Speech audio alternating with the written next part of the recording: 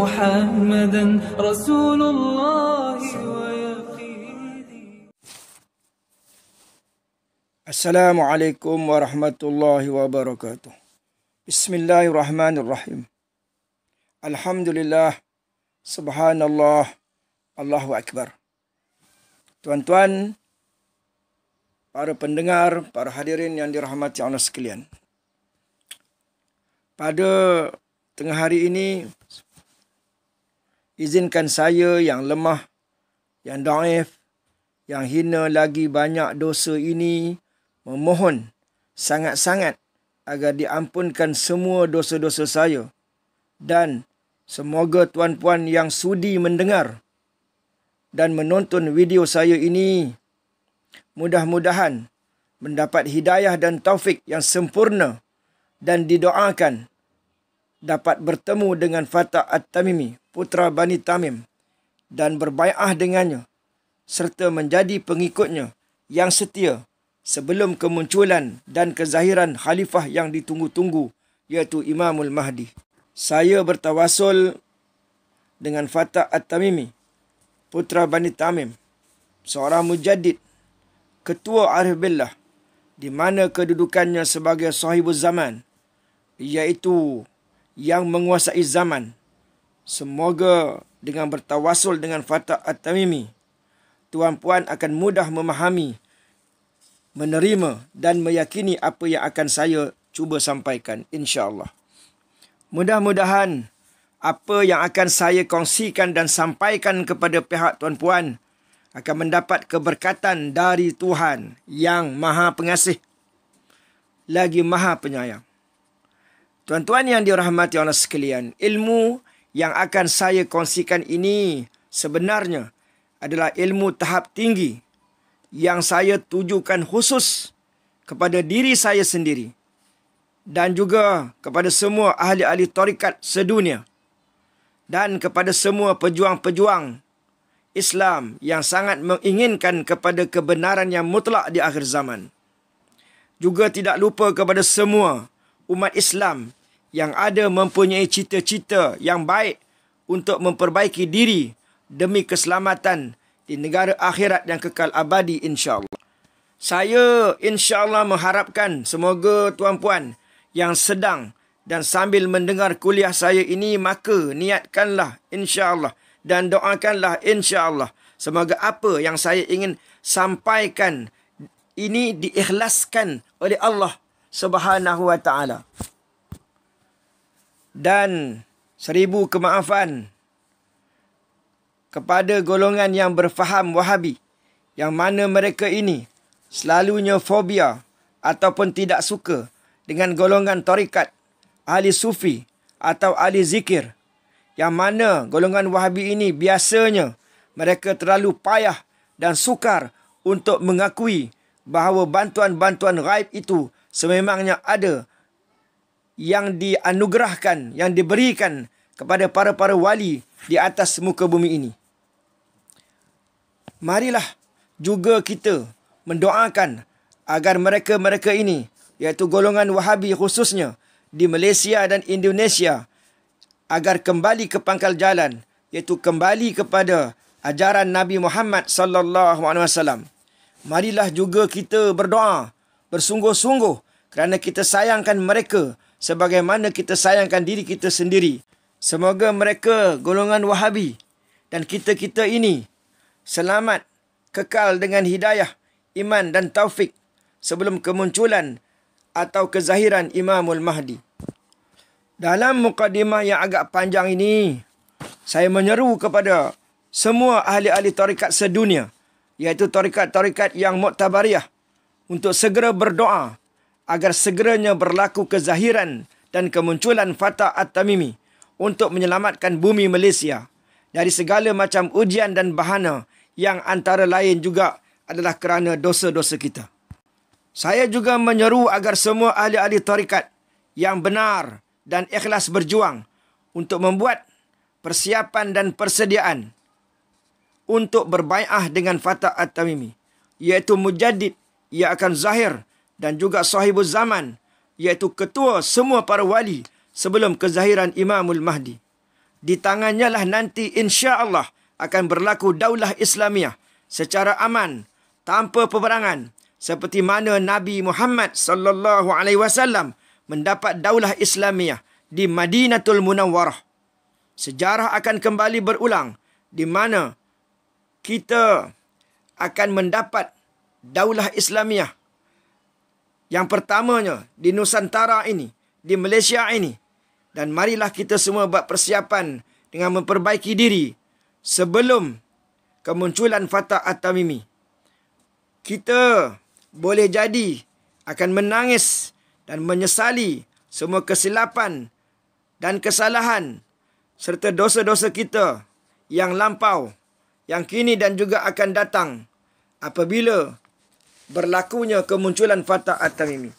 Maka persiapan untuk bertaubat, persiapan untuk beramal soleh adalah satu persiapan atas dasar iman, adalah merupakan perkara yang sangat-sangat ditekankan oleh Islam, oleh Allah Subhanahu wa taala. Khususnya kepada ahli-ahli tarikat sedunia yang masih belum mengenali Fatah At-Tamimi atau Putra Bani Tamim. Saya nasihatkan, carilah hadis-hadis yang berkaitan dengannya sebelum terlambat. Seperti dalam kitab Al-Hawil Al-Fatawa, kitab Al-Fitan, kitab Aqdud Durar, Al-Fatawa Al-Hadisiyah, Majma' Az-Zawaid, kitab Al-Mustadrak dan lain-lain yang mengandungi banyak hadis-hadis yang berkaitan dengan Fatah At-Tamimi atau gelarannya Syuaib bin Saleh atau gelarannya Amir bin Umara atau gelarannya Al-Mansur.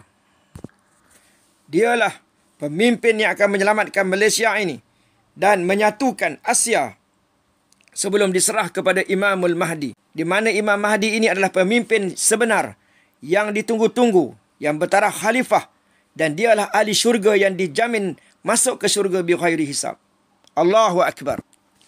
Kita pergi kepada intipati dalam kuliah yang akan saya sampaikan pada tengah hari ini, iaitu satu rahsia besar yang sepatutnya telah diketahui oleh semua ahli tarikat dan ahli-ahli zikir yang benar, ahli-ahli zikir yang ikhlas. Semua, di mana semua ahli ibadah, semua pencinta-pencinta Nabi SAW, golongan yang banyak selawat ke atas Nabi SAW, dan umumnya umat Islam sedunia, bahawa sesungguhnya kita semua pada hari ini sehingga kini dapat beramal, dapat beribadah, berzikir, berselawat ke atas Nabi SAW adalah kerana faktor barakah. Inilah yang jarang-jarang diketahui. Inilah jarang-jarang diyakini oleh umat Islam yang awam. Perkara ini sama ada kita sedar ataupun tidak, sama ada kita yakin ataupun tidak, ia adalah realiti 100% benar. Artinya, kita dapat beramal dan beribadah, juga berzikir, bukan kerana kita berkemampuan, iaitu kita ada kuasa untuk melakukan sesuatu. Kita tak pernah ada kuasa. Kita berbuat bukan dengan tenaga kita, bukan kerana usaha kita memberi bekas, tetapi semuanya itu berlaku adalah semata-mata dengan izin dan kehendak Allah Subhanahu wa taala yang melakukan perbuatan itu bagi pihak kita. Inilah yang saya maksudkan, yang diistilahkan sebagai ilmu peringkat tinggi, tauhid peringkat tinggi, iaitu tauhid penghayatan, tauhid ahli makrifat, tauhid para wali, tauhid tentera-tentera Imamul Mahdi. Dengan kata lain, kita wajib merasa diri tidak berbuat, merasa diri belum berbuat, dan manusia itu selamanya tidak ada kuasa berbuat, melainkan semuanya apa yang kita buat, semuanya dengan izin dan kehendak Allah Subhanahu wa taala. Dalam surah As-Saffat ayat 96, firman Allah Subhanahu wa taala, "Wallahu khalaqakum wa ma ta'malun." Bermakna Allah yang menjadikan kita dan semua perbuatan kita itu dilakukan, digerakkan oleh Allah Subhanahu wa taala yang Maha berkuasa. Kita tak ada apa-apa kuasa. Dan dalam surah At-Takwir ayat 29, Allah Subhanahu wa taala berfirman, "Wa ma tasyauna illa ayyasha Allah." Kamu tidak ada kehendak yang sebenarnya pada hakikatnya, melainkan semua itu merupakan kehendak Allah Subhanahu wa taala. Dan di dalam ayat yang lain, Allah Subhanahu wa taala berfirman, "Innallaha ala kulli syai'in qadir." Sesungguhnya Allah Subhanahu wa taala atas tiap-tiap satu dia yang berkuasa. Bukan kita yang berkuasa, bukan makhluk yang berkuasa. Jadi maknanya semua umat Islam, termasuklah Nabi Muhammad SAW, para nabi, para rasul, dan kita semua umat Islam yang beribadah, yang ikhlas, dan semua para abid, orang beriman, orang bertakwa, kita ini kalau direzekikan, kalau diizinkan untuk masuk syurga, bukanlah dengan amalan kita, tetapi semata-mata dengan rahmat Allah Subhanahu wa taala. Adapun kepada orang-orang awam, kepada umat Islam yang baru belajar ilmu tauhid peringkat tinggi ini, saya ingin mengulanginya untuk kesekian kalinya, bahawa syariat itu tidak boleh dipisahkan dengan hakikat. Bukan bermakna apabila tiap-tiap sesuatu itu kita tidak ada kuasa untuk melakukannya, maka maknanya kita tak payahlah beramal. Itu adalah satu ciri-ciri ajaran sesat. Ada ayat-ayat Quran yang bersifat syariat lahiriah, dan ada ayat Quran yang mengisyaratkan akan perihal hakikat sesuatu perbuatan itu. Zahir syariat menyuruh kita beramal dan beribadah, sembahyang, puasa, zakat, haji dan sebagainya. Tetapi hakikat syariat, kita tidak akan boleh beramal, kita tidak akan boleh beribadah, kita tidak akan boleh berzikir atau berselawat tanpa izin dan kehendak Allah Subhanahu wa taala. Ini adalah satu kefahaman tauhid peringkat tinggi yang mesti semua orang faham. Kerana tanpa izin dan restu dari Allah Subhanahu wa taala, ia tidak mungkin berlaku atau ia mustahil berlaku.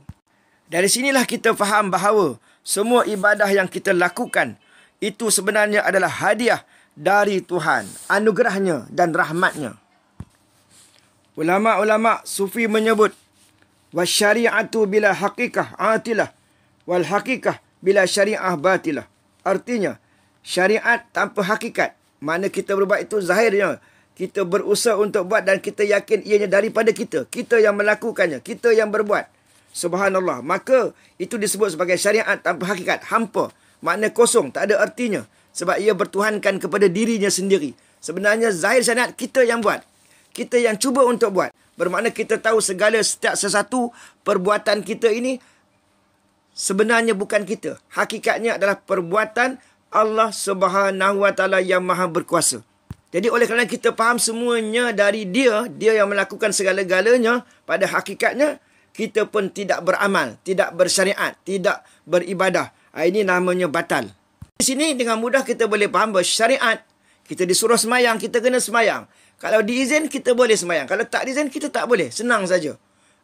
Jadi, zahir syariat kita yang berusaha. Kalau izin, bolehlah kita buat. Kalau Tuhan tak izin, kita tak boleh buat. Jadi, syariat dan hakikat tidak boleh dipisahkan antara keduanya.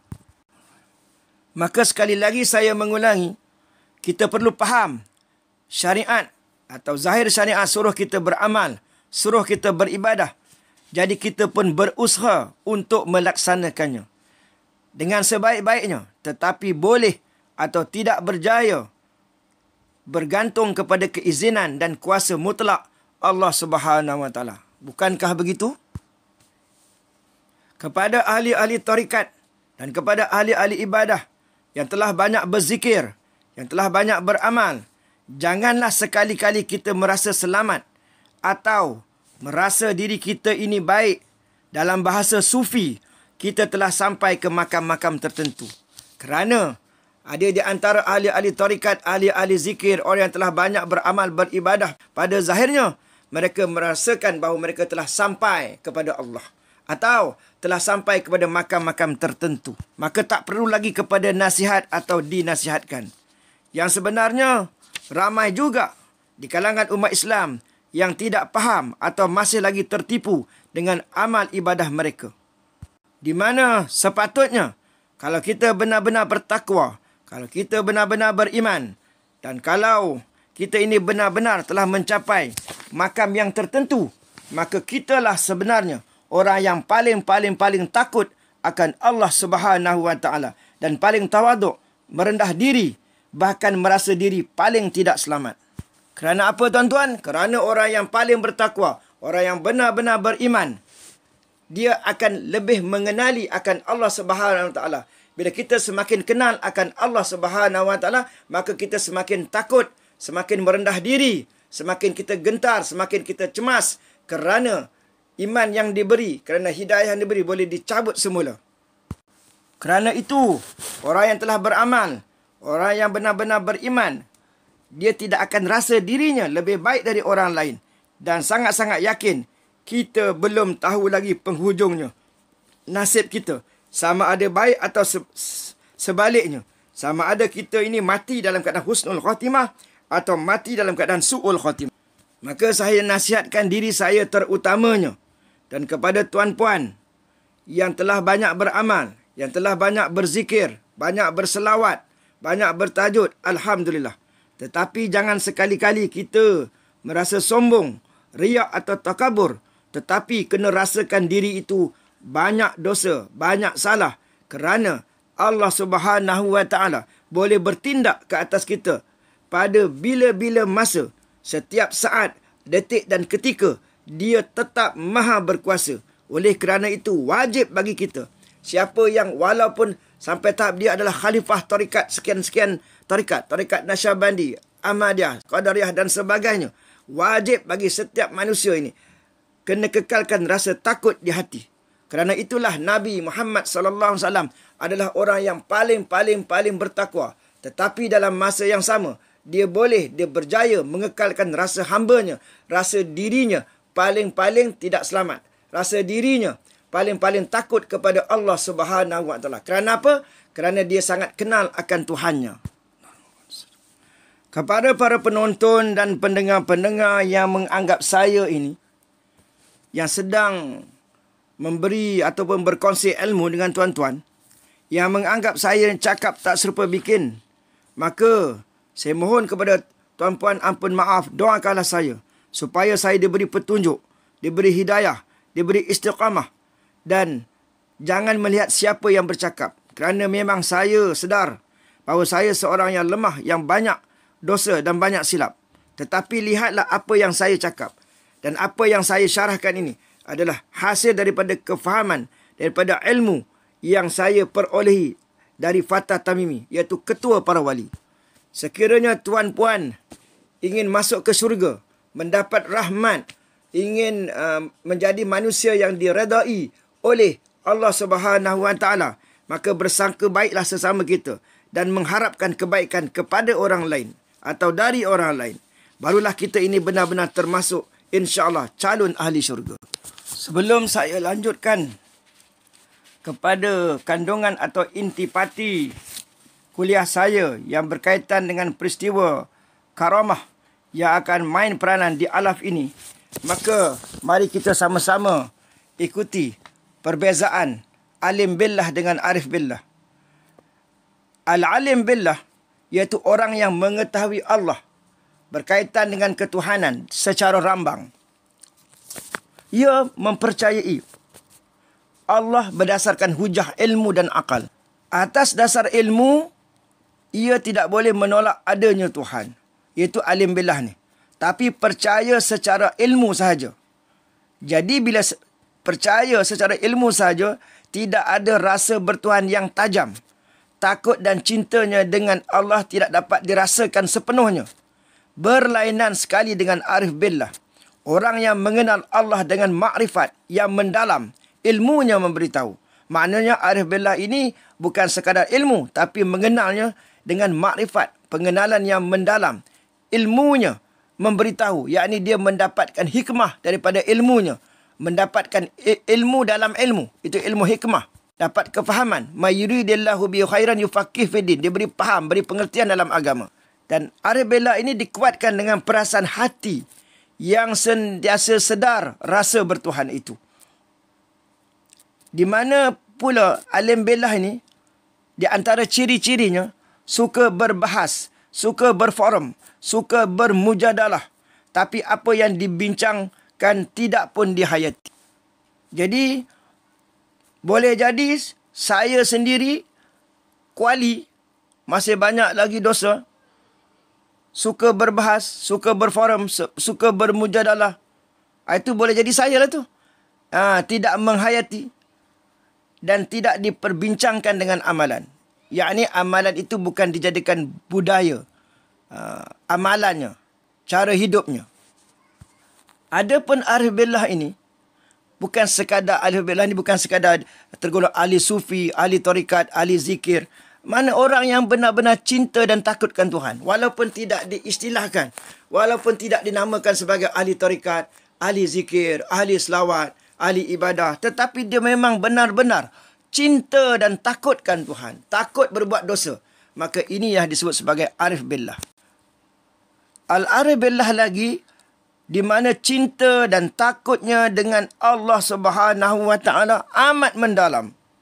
Perasaan itu payah hendak diungkaikan. Tidak lekang daripada perasaannya. Itu dah sebut payah hendak diungkaikan. Rasa kehambaannya, rasa hamba tadi, dapat dilihat dalam kehidupannya, perihalnya, akhlaknya, kasih sayangnya. Al-arif billah ini lagi bercakap berdasarkan pengalaman hidupnya. Kehidupan menjadi universiti bagi dia. Tapi seorang yang alim billah, orang yang mengetahui tentang ketuhanan berdasarkan ilmu, bercakap di atas dasar ilmu pengetahuan. Al-arif billah kerana rasa hamba yang mendalam. Sifat-sifat mahmudahnya tampak terserlah di dalam kehidupan. Sifat-sifat mahmudah ni makna sifat-sifat yang terpuji. Al-alim billah, orang yang ada ilmu tentang ketuhanan, tentang sifat 20, tentang sifat-sifat yang wajib dan mustahil, sifat yang harus bagi Allah Subhanahu wa taala. Tetapi dalam masa yang sama, masih ada lagi sifat-sifat mazmumahnya, masih terserlah. Terutamanya sifat ego, riak, megah, gila nama dan glamour. Ingin dipuji dan dikenang jasanya. Ini orang yang bersifat alim billah, bukan arif billah. Jadi ilmu ni peringkat tinggi. Jadi kita pada hari ni di akhir zaman, boleh jadi saya lah orangnya. Boleh jadi. Dan mungkin saya lah orangnya tersebut. Iaitu sekadar alim tahu akan sesuatu. Tapi belum dapat menghayati sepenuhnya. Dan kita lihat lagi tuan-tuan. Al-arif billah, sanjungan dan pujian, itulah yang menyeksa hatinya. Sebab itu bagi orang yang mengenal bila ada orang memujinya, maka dia kembalikan pujian itu kepada Allah. Maknanya apa? Maknanya bila seseorang memuji kita umpamanya. Seseorang, saya ulang balik, bila seseorang memuji kita, kita kena faham pada hakikatnya Allah Subhanahu wa taala sedang memuji dirinya sendiri. Sebab orang lain memuji kita dengan izin Allah Subhanahu wa taala. Bila kita lihat pada hakikatnya bukan kita. Sebenarnya yang hebat, yang elok itu adalah Allah Subhanahu wa taala. Maka dia izinkan balik lidah-lidah manusia lain untuk memuji kita. Maka kita pulang balik, sebenarnya yang berhak dipuji itu adalah Allah. Jadi kita kata, bila orang memuji kita, sebenarnya Allah Subhanahu wa taala sedang memuji dirinya sendiri. Jadi kembali memperkatakan arif billah itu, orang yang benar-benar mengenal akan Allah, ahli makrifat, maka sanjungan dan pujian itu yang menyeksa hatinya. Itu yang dibenci dan sangat tidak disukainya. Kesimpulannya, al-alim billah belum lagi boleh menyelamatkan seseorang. Tetapi arif billah baru ada jaminan dari Tuhan. Apa maknanya ini? Maknanya, seseorang yang mengetahui sesungguhnya Allah Subhanahu wa taala maha berkuasa, maha melihat, maha mendengar. Tapi dalam kehidupannya, apa yang dia buat itu bertentangan dengan syariat. Kerana itulah dikatakan alim billah itu belum lagi dapat menyelamatkan seseorang. Tetapi arif billah itu baru ada jaminan dari Tuhan, Allah Subhanahu wa taala. Kembali kita memperkatakan tentang alaf ini, zaman ini, di mana peristiwa karamah yang akan memainkan peranan. Yang sebenarnya tanpa disedari oleh umat Islam pada umumnya, peristiwa karamah yang akan main peranan, perubahan berlaku di zaman ini dan akan datang adalah dikarenakan barakah dan karamah. Barakah pemimpin, tuan-tuan yang dirahmati Allah sekalian. Sebagaimana contoh, kalau kita berada dalam mana-mana jamaah Islamiah, khususnya yang memperjuangkan kebenaran, maka apabila kita diamanahkan untuk melakukan sesuatu, apabila kita berjaya, apabila kita dapat berbuatnya dengan baik, dengan ikhlas, setelah diizinkan oleh Allah Subhanahu wa taala, maka kita berkata inilah berkat pemimpin. Kenapa? Sebab asas tauhid yang saya telah ajar tuan-tuan, iaitu kita ni tak ada kuasa. Bila kita ni tak ada kuasa, maka kita bila boleh berbuat dengan izin Allah melalui sebab. Sebab dunia ni berlaku sebab musabab. Sebab kata-kata contohnya, sebab berkat mak ayah kita. Sebab tu dia dikatakan wang yang berkat, pekerjaan yang berkat, usaha yang berkat, kan? Pemimpin yang berkat. Jadi kita boleh buat tu kerana barakah pemimpin. Barakah tu kebaikan yang banyak. Kebaikan yang banyak dihadirkan kepada pemimpin kerana dia banyak beramal, kerana dia ikhlas. Maka anak buah ikut bila boleh melakukan sesuatu, kita kata berkat pemimpin. Ini yang jarang orang faham, tuan-tuan sekalian. Rasulullah SAW bersabda, bihim tumtarun wa bihim turzakun wa minhum kana ashabul kahfi. Dengan mereka kalian mendapat hujan, dengan mereka kalian mendapat rezeki, dan di antara mereka terdapat penghuni gua, iaitu ashabul kahfi. Disebabkan adanya wali-wali, disebabkan kerana adanya pemimpin yang diberi berkat ini, maka manusia mendapat hujan, manusia diberi rezeki. Tetapi orang awam, kepada umat Islam secara umum, mereka sedar, mereka usaha, mereka dapat hasil, mereka kerana usaha mereka. Sebenarnya kalau kerana usaha mereka, usaha tidak memberi bekas. Usaha tidak memberi bekas. Jadi maknanya apa yang kita buat ni kerana apa? Kerana Allah Subhanahu Wa Taala mengizinkan. Maka dia menurunkan rahmatnya, kasih sayangnya, hingga kita boleh berbuat sesuatu dengan berkat. Kamu ni dulu kecil-kecil macam ni nakal, sekarang kamu jadi doktor. Ini berkat mak ayah saya. Barakah. Ini namanya adab dalam syariat yang kita perlu faham. Ramai orang tak yakin ni, dia ingat di tangan dia. Sebab tu keakuan masih mendebar. Sebab tu banyak berlaku syirik. Sebab itulah antara sebab yang Qarun itu sangat-sangat dimurkai oleh Allah Subhanahu Wa Taala, kerana dia rasa dia yang usaha, dia yang dapat hasil di atas kerja buat dia, di atas ikhtiar dia. Lebih-lebih lagi lah pengikut kepada jamaah kebenaran, dia kena merasakan itu adalah berkat pemimpin, karamah pemimpin yang bertakwa, sehingga anak-anak buah, sehingga pengikut boleh menyelesaikan masalah. Jadi dalam kebangkitan Islam kali kedua di zaman kita ni, sekarang ini, berlakunya khawarikul adah, perkara-perkara yang tidak terjangkau oleh akal, iaitu perkara-perkara yang di luar logik akal. Dengan sebab mereka, orang-orang yang baik, orang-orang yang bertakwa, orang yang ikhlas, orang wali-wali ni, maka orang ramai mudah mendapat hidayah, mudah mendapat taufik. Jadi kalau seorang penceramah, misalnya ustaz atau ustazah atau tuan guru sekalipun, bila dia bersyarah, ramai orang suka, ramai orang memuji, dia kena rasakan dirinya tak ada, zero. La hawla wala quwata illa billah. Ini semua dia kata berkat barakah guru dia. Katalah guru dia A, dia kata ini berkat guru saya A. Dan guru A bila ditanya, dia kata bukan berkat dia tak ada berkat. Dia tak ngaku pun dia ada berkat. Dia kata ini berkat guru dia B. Begitu. Ini rahsia. Rahsia dalam rahsia. Jadi orang awam jangan sanggah dulu. Kalau kita tak belajar, kita tak masuk mana-mana tarikat, kalau kita tak faham ilmu tauhid peringkat tinggi, kita akan rasa bukan macam tu. Kita rasa orang ni bawa ajaran sesat. Padahal kita yang tak faham, padahal kita yang penuh dengan syirik, kita beramal penuh dengan syirik selama hari ni, kita tak sedar.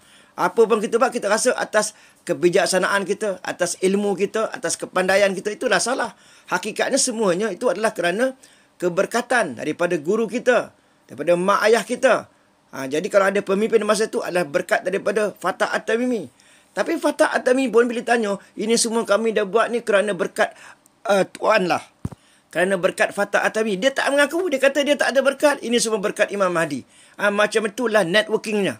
Kalau tanya pula Imam Mahdi, Tuan Masya Allah, Tuan sangat bertakwa, Tuan sangat beriman, Tuan sangat baik, Tuan sangat berakhlak, Tuanlah manusia yang paling bertakwa. Tidak, dia kata. Semua ini adalah berkat Rasulullah. Saya tak ada apa. Saya manusia yang hina dina. Begitu, jangan tak percaya. Tapi kita tak faham. Kita tak nak terima benda tu. Kita rasa kita, aku. Semua aku. Aku semayang, aku puasa, aku zakat, aku haji. Aku layak masuk syurga. Sebenarnya tidak ada seorang pun yang layak masuk syurga dengan amalan. Sebab amalan kita itu, siapa yang buat? Allah Subhanahu Wa Taala. Pasal apa kita tak buat? Kita tak ada kuasa. Dah tu kita gerak semayang. Kita semayang tu, kita rokok. Tidak sujud, duduk tahiyat akhir, bagi salam tu siapa? Memanglah kita zahir syariat. Hakikatnya Allah Subhanahu Wa Taala yang menggerakkan. Jadi kita kena faham, study balik, ngaji balik kepada orang yang arif billah. Fas'alu ala zikri in kuntum la ta'lamun. Jangan cepat-cepat tuduh. Jadi dengan berkat barakah dan karamah, khususnya di akhir zaman ni, berkat Fatah At-Tamimi, maka orang mudah untuk membuat perubahan. Orang ramai akan beriman. Islam boleh diamalkan. Akhlak mulia berbunga semula, menghiburkan jiwa, rezeki melempah ruah, khususnya di negara Malaysia ini yang akan datang, insya-Allah melempah ruah, makan, minum, pakaian mewah, keamanan, keselamatan wujud semula di mana-mana. Ukhuwah dan kasih sayang terjalin dengan eratnya. Hidup satu sama lain penuh harmoni. Ketakutan, kebimbangan hilang di tengah kehidupan. Bahkan perempuan-perempuan yang berjalan keseorangan tidak akan diganggu. Sampai macam tu sekali. Ya, Allah Maha berkuasa melakukannya. Bahkan orang ramai sama-sama menjaga maruah mereka, maruah perempuan ini yang berjalan keseorangan. Kenapa? Kerana baldatun thayyibatun wa rabbun ghafur. Pemimpinnya benar-benar berwibawa, benar-benar bertakwa. Setiap orang dihormati mengikut kedudukan dan darjat. Masing-masing mengutamakan orang lain. Tidak ada manusia yang terbiar. Terutama di sudut makan minum. Orang yang hendak berlakon dan pura-pura malu dengan sendiri. Di waktu itu orang ramai ambil perhatian. Di waktu itu orang ramai ambil perhatian. Di waktu itu orang ramai tidak mengukur ilmu dan petah bercakap. Hang pandai pidato ke, hang banyak ilmu ke, itu nombor 2, nombor 100. Tapi siapa yang bertakwa, siapa yang berakhlak mulia, merekalah yang dihormati.